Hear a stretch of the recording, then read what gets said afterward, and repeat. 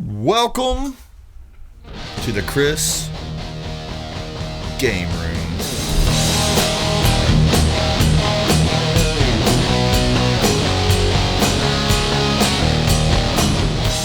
One of the spare bedrooms, I decided to make a legit game room and have a spot where I could come in and keep all my retro video games and nice climate controlled environment, so I don't have to worry about them, labels and stuff like that getting, ruined and whatnot, and mice and whatever else goes out there in the garage. But as it sits right now, it's time for a bigger house, bigger upgrade. I need something with a bigger game room, because this game room, I have feng shuied every last spare inch out of it, I think.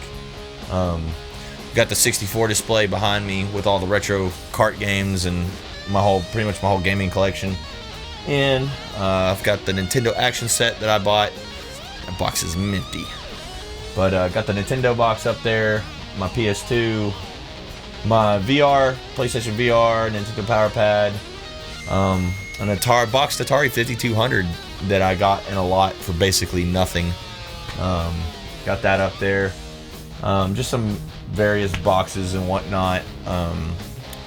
Pretty much just did sound paneling. I stream in here a lot when I do retro streams. So it sounded kind of echoey at first when I was in here, because there wasn't a whole lot on the walls, but I did acoustic panels on one side of the wall. Bought a 65-inch TV, hung that on the wall, did some floating shelves, and then kind of converted it into this arcade, if you will. And then my little obsession with arcade 1-ups has gone from a Street Fighter Tournament Edition to now a 4-player Turtles cab, and then a Final Fight, and then as of last week I bought a Star Wars arcade 1-up. So I have now 4 arcade 1-up cabs in a 10-foot by 10-foot room, and it's getting cramped in here, guys. So I needed the room, so I pulled off the closet doors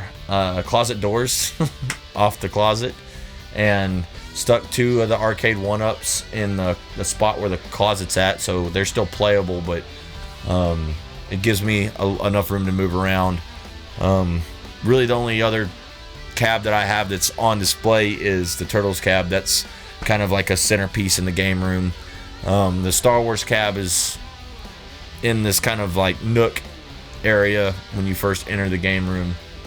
But I've got some carded Turtles figures that I've got displayed.